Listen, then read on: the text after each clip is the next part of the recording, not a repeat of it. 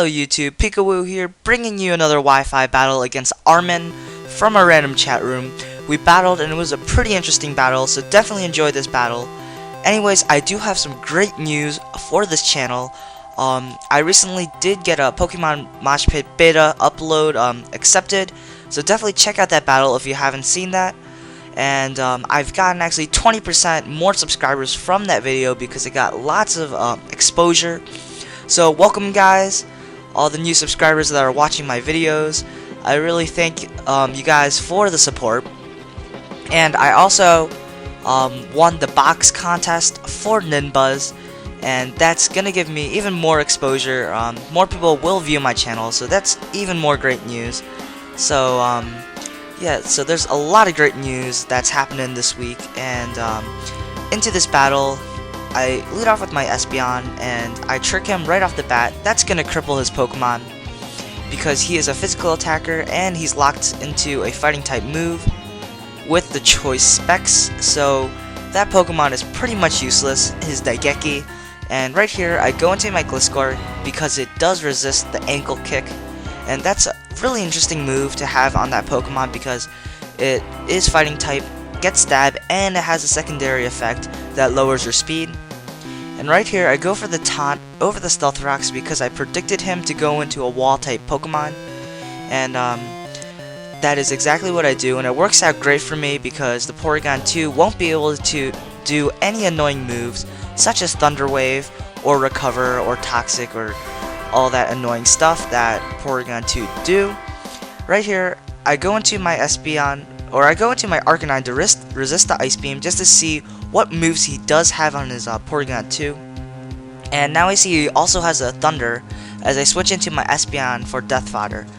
And as you can see, I actually do have the Synchronize ability, not the Magic Mirror ability, because when people see Espeon, they immediately assume it is a Magic Mirror Espeon, so that's why I do have the Synchronize ability, because it works basically as two abilities. And I do sadly get the Para-Hacks on my Espeon, but thankfully with my ability it works out and gets the Porygon 2 paralyzed also.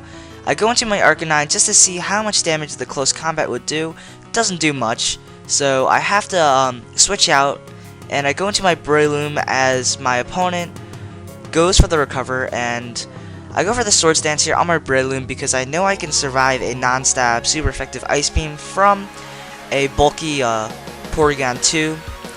And I go for the Mach Punch here because that's super effective and my strongest attack, and that Porygon 2 is going to take that really nicely, and thankfully for me he does get the Para-Hacks yet again, and that's going to save me a ton. Now I predict a switch, so I went for the Bullet Seed, but he goes into a Victini that will resist the grass move, but after my Swords Dance, the Bullet Seed does a ton to this Victini, and I'm really not sure if my Mach Punch can take down this Victini at that point, so I just switch out and I go into my Sazendora. He predicts the switch and goes for the Shadow Ball instead of a Fire move or a Psychic move, and I just finish off that Victini with a U-turn. And I go back into my Breloom, and he goes into a Scizor, which is not really a Scizor, it's actually a Mr. Mime.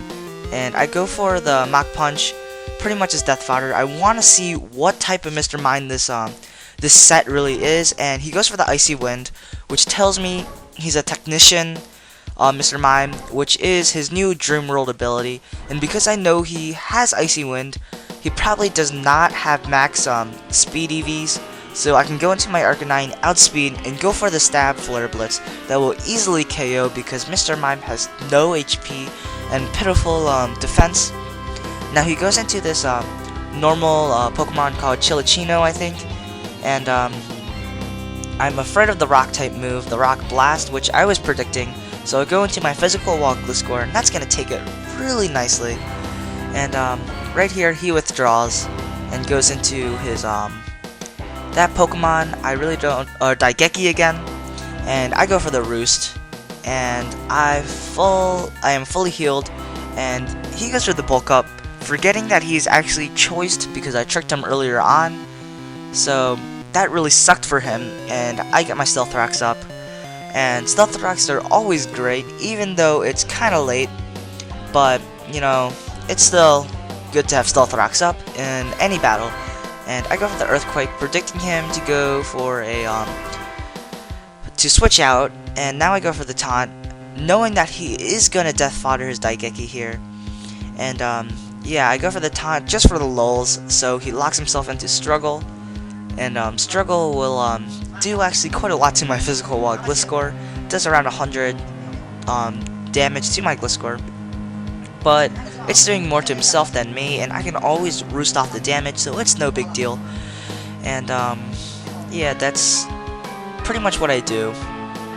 And next turn, the Daigeki will die. And, yep, he is gonna go for the last struggle, and it's gonna, die.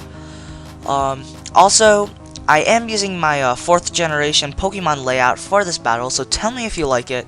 I think it's pretty nice, but it's a lot more work because there are no Pokemon Mystery Dungeon portraits for 5th generation yet. So, yeah, tell me if you like the the layout. I think it's much better. I think it's gonna benefit my black and white battles, and it's better than the webcam ones. And for some reason, my opponent goes for the flail, and that's not gonna do much because he's at high HP, and I go for the Dark Pulse here, predicting some kind of switch, and it does hit the Espeon for super effective damage, and that was amazing because that's gonna 2-hit KO this Espeon.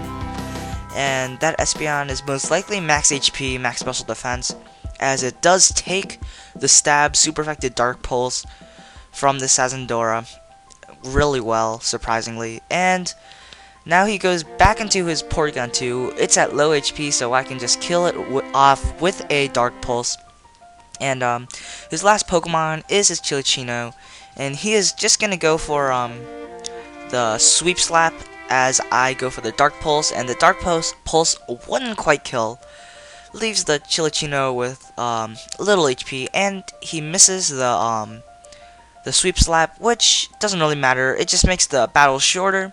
And that is the game, so rate, comment, subscribe, guys. Hope you enjoyed this battle. Definitely leave me a comment about black and white battles, about my new schedule that I have on my channel, about this layout, pretty much anything. Give this video a huge thumbs up. Peace out, guys.